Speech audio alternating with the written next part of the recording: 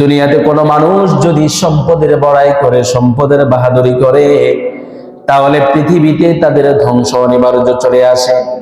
লক্ষ্মীপুরে একজন এমপি ছিলেন।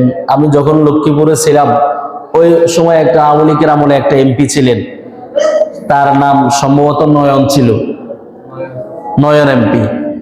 তার মেয়ে একদিন রায়পুর বাজারের কাছে আসিয়া বলতেছে, যা সমুদ্রের পানি শেষ হবে, আমার আব্বার টাকা শেষ হবে না, আমার আব্বা টাকা শেষ হবে না। এটা নিউজ পত্রিকা দিয়েছে।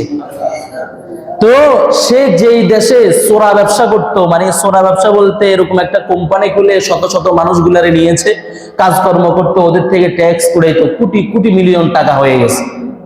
এখন নির্বাচনে যখন দাঁড়াইছে তখন বললো, আমার আব্বা তো আপনাদেরকে দিয়ে ঢেলে দিতে পারবে, আমার আব্বার টাকার কোনো অভাব নাই। এটা জ্বলন্ত প্রমাণ। তখন ওই কিছুদিন পরে তার এমপিগিরি শেষ, সবকিছু শেষ, তার কোম্পানি বন্ধ হয়ে গেছে, সবকিছু করে গেছে, এবং সে থাকার মতো একটা রুম পর্যন্ত পাইতেছিল না, জেলখানার ভিতরে পড়তেছে। কথা বুঝেন নাই? এমন অবস্থা হয়ে গেছে, তাকে তার সরকারেও বাঁচানোর উপায় ছিল না।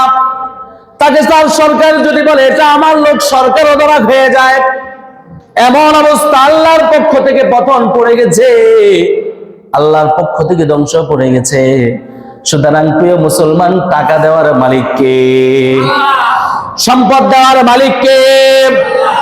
গরিব বানানোর মালিক কে? আল্লাহ যদি সম্পদ দেওয়ার মালিক হয়, গরিব বানানোর মালিক হয়, তাহলে আল্লাহর সাথে গাদ্দারি করলে এক সেকেন্ডে গরিব বানায় দিতে পারেন কে? সুতরাং প্রিয় মুসলমান, সম্পদের কোনোদিন ভড়াই করবেন না।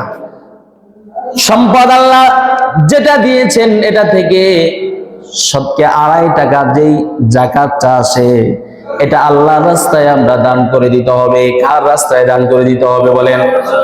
আল্লাহর রাস্তায় দান করে দিতে হবে। আর না হয় আমরা পরিপূর্ণ মুসলমান হতে পারবো না। এক কবি সুন্দর মতে বলছেন, কেমন মুসলমান তুমি, কেমন মুসলমান, নামাজের সাথে নেই পরিচয়, মানো না কোরআন, তুমি কেমন মুসলমান। তুমি রমজান এলে রাখো না রোজা, দিনকে করো আঘাত, পয়সা কড়ির নাই তো অভাব, দাও না তো যাকাত। ঠিক না?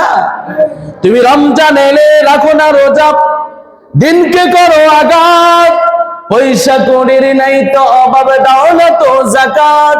তুমি ইমানদারির বড়াই করো নাই তোমার ইমান, তুমি কেমন মুসলমান, কেমন মুসলমান, তুমি কেমন মুসলমান। তুমি কেমন মুসলমান? মুসলমান হলে তো রোজা রাখতে হবে, নামাজ পড়তে হবে, যাকাত দিতে হবে, ইসলামের 5টি স্তম্ভকে আটকে ধরতে হবে, তাহলেই তো তুমি মুসলমান। ঠিক না? ঠিক।